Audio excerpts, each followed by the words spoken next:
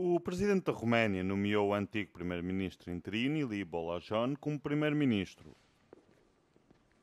A nomeação acontece após semanas de deliberações num contexto político e económico desafiador. Bolajon tem uma nova tarefa: concluir as negociações com os partidos sobre as futuras medidas económicas e os nomes dos ministros.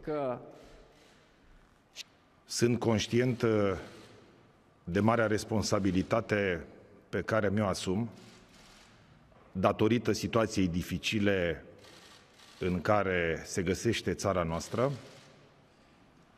ca efect al crizei bugetare îndelungate.